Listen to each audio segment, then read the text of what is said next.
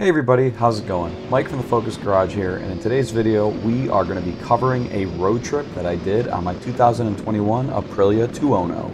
Now, I know I didn't make a grand re-entry video to the channel once I got the bike back, but for those who are following kind of the saga and are wondering what's going on, the motorcycle was gone for about a month due to a spark plug gasket or an O-ring there between the valve cover and the spark plug weld.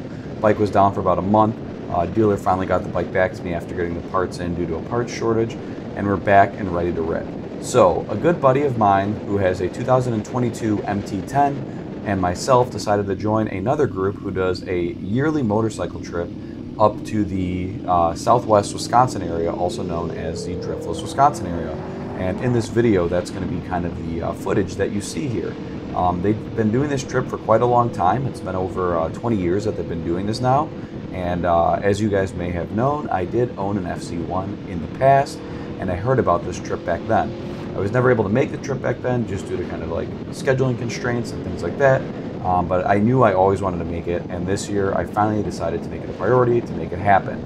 So they do this trip over a few days, and they usually do it in like middle of fall, so this would be late September or early October when they do this trip. So my buddy and I, we live nearby each other, and this is about 3 hours west of us. We left out on a Thursday night after work, rode out there in about 3 hours, and got to the hotel that everybody was staying at. This is that time of year, for those of you that don't live in the area, where in the day it's 70 degrees, and at night, as soon as that sun goes down around 6 and 7 o'clock, you lose 5 degrees every 30 minutes, it feels like. It's not uncommon for this time of year for the nights to get anywhere as cold as 30 to 40 degrees. So once we were riding up there, once the sun started to set, it did get pretty cold pretty quickly, and I think once we showed up it was about 45 degrees. We tried to dress accordingly, and we were good for that. So no big deal there. Once we showed up, it was pretty much 2 full days of riding. Throughout the video, I'll throw some pics up of just kind of pictures that we took along the trip, kind of what the bikes looked like in the morning, just the situation of the way the motorcycles were lined up. But it was 2 full days of riding, led by somebody that really knew what they were doing, and it was an absolute blast of a time. Each day was about 250 miles. We'd wake up, leave and get breakfast around 8 a.m. That would take about an hour, go back to the hotel, meet up, and then we'd be back out on the road by 9:30 and ready to go.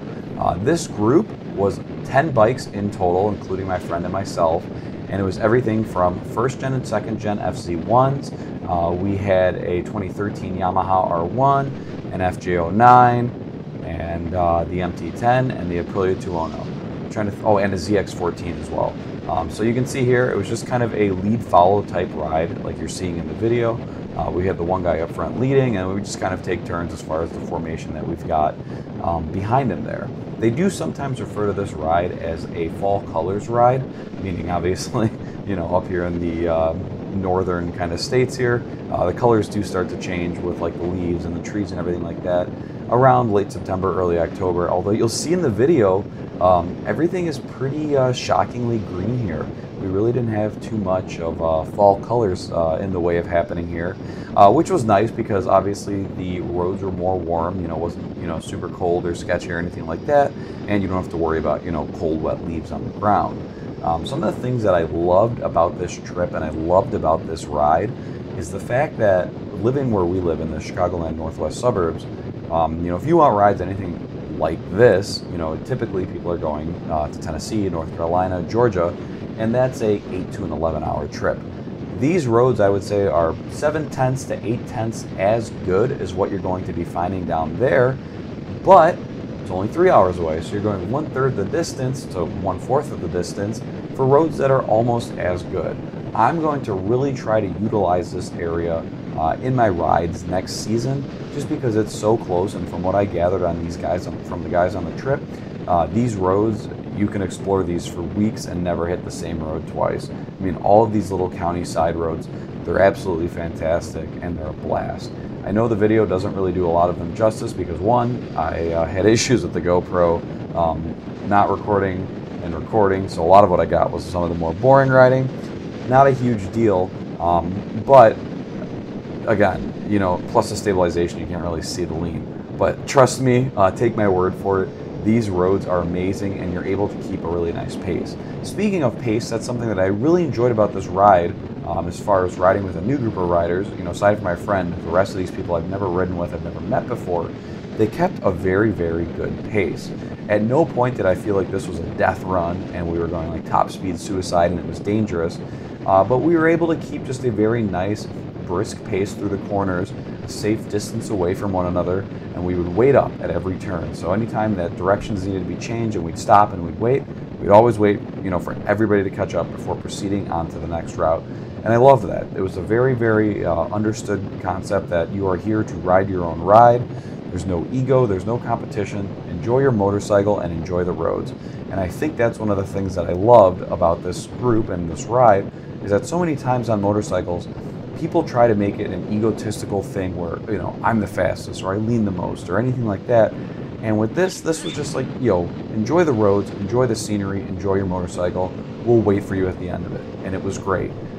If you wanted to keep a faster pace, as me and my friend did, you would stick more towards the front.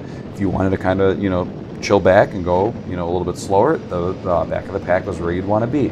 At no point did anybody get frustrated about going too fast or going too slow. You were able to comfortably keep your own distance and ride your own ride, and I greatly respect that. Now, I've ridden to this area in Wisconsin probably 2 or 3 times in the past before, but the problem that I run into always is that I'm not familiar with these roads as far as what's a good road and what's not a good road. So something that I was doing this time out here is I was taking basically inventory. I had an application up on the phone that I had on my bars. It was live time GPS tracking the entire route that we were doing. So I recorded the 2 full days of riding, roughly 500 to 600 miles. And I have all of that inventoried now if I want to go back up and ride this area. It was really, really nice to know that pretty much every morning that we'd wake up for the 2 days that we were there, you'd be able to, ride for 5 minutes and you were in the fun of it. It didn't take an hour to get to where you're going, to get to the good stuff. You literally left the hotel, went a few minutes down the road, and you're good. So I love that now that when I go in this area, I know roads that are enjoyable, that I want to check out and see more of. And that way I can go out here and I can explore more roads that kind of tee into the roads that I was riding. The only thing that I would point out to anybody that's going out this way that maybe hasn't been on here before is be aware of sand, dirt, dust, and gravel. I don't think the video is going to pick up much of it, but that was really the only thing to watch out for. You can see a lot of these sides of the road here. You've got gravel, you've got pebbles and things like that. Never to the point where it was fully kind of washed out on the road, but you'd have to be paying enough attention to kind of choose your line as you'd be going through these corners here. So what I mean is, luckily we do a good job of pointing it out at one another. The front bikes would see something on the road like a hazard, and you would point at it with your foot. A few of us are in comm units to mention gravel and things like that, but you'd have to kind of choose your line as you're seeing gravel on the road. The reason for this is there's a lot of farm equipment that uses these roads, so they'll be on and off the road, kind of in the shoulder there, and they'll sometimes pick up debris and put it on the road. Or if it's a rainier season, which luckily we haven't had, a lot of the time the gravel will get kind of just washed out onto the road. So it's just something to watch out for. This is another reason why the pace that we were riding was so fitting for the roads that we were doing, because if you did see any kind of hazard or debris or anything in the road, you're able to comfortably adjust for that and modify your ride to where you're not in any kind of danger or anything. Another key thing about doing these roads during the time of year that we did it and the time of day that we did it is traffic. Very, very rarely were we caught up by any kind of cars or needed to do any kind of passing or anything like that.